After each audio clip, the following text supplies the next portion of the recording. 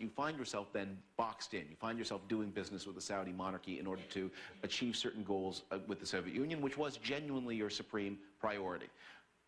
Times change, you have new problems, and then you have this problem, which is, if at this point, it's true, if you open these systems up, and often you will give opportunities to some very, very bad people. And that's why, you have to talk about not democracy, but democratization. That's why you want to talk about rights. That's why you want to talk about institutional structures and law and so on.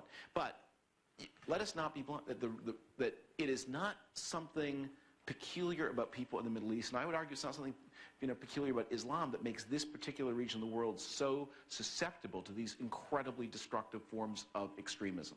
That the extremism you see in the region is the product of non-democracy. It is the product of autocracy. It's the product of all the failures that follow. And when you're thinking 100 years from now, if the Middle East is ever to emerge, how is it going to emerge? Consent of the governed has to be the answer. Again, the question is every other country in the Middle East going to have to go through what Iran went through and then reach its own indigenous and majoritarian democratic movement before? Well, Iran is going through a more open... Are we going to have to see the same thing in every other country? No, let me make 2 points. One is this whole controversy on democracy is an odd controversy to me. You have 22 countries now which are in the Arab League, okay? Aside from Iraq, there isn't one that has a government that is freely elected and legitimate, that has a free press and a right of assembly and the basic civil and political rights that we think of, okay? Not one. Now, the last time that ever happened on the world stage was the Warsaw Pact that got together.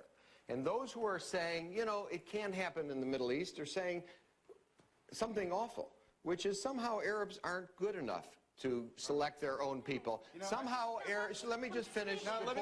I really want to comment on this. Somehow we should keep them so that 22 countries just don't have any legitimate government on that way, and therefore it shouldn't be of concern to the United States. Point number 2 is, obviously it is concern because they can get weapons of mass destruction and do enormous damage, but the fact is we don't know now. We don't know now whether there can be a democracy in Iraq. But we did know that there couldn't under that. But those who are saying it'll never happen, let me just tell you what'll never happen. That Russia would overthrow communism would certainly never happen.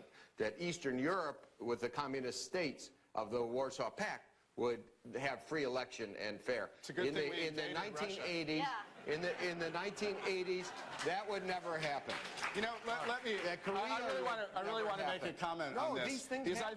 I think this is the kind of baldest propaganda what you've just been hearing. No one says it never would happen, and no one here. That's what you said. No, I did not. No one here answered what was a very profound question, and that question has to do with the fact that you have political sentiment in countries that is not necessarily pro-American, or pro-American as defined by the people who run American foreign policy, and therefore the United States supports autocracies. And they support, people running the government, all appearances to the contrary, aren't actually idiots. I mean, they are doing things for what they believe to be American interests. And for many years, decades, the United States has supported autocratic governments in the Middle East. Now, leave aside the question of what is legitimacy. I mean, I would argue that the Jordanian government has a degree of legitimacy. I mean, just calling it a dictatorship, I think, is ridiculous.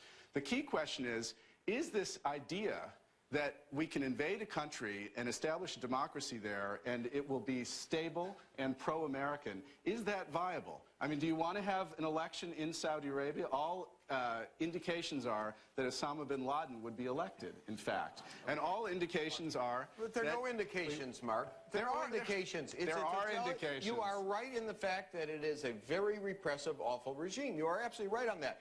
Therefore, there are no indications of what people would do. That's rubbish. That's rubbish. To continue this discussion, and I hope we will, but we can't do it in this setting. So I want to thank our panelists for what I thought was a really terrific conversation.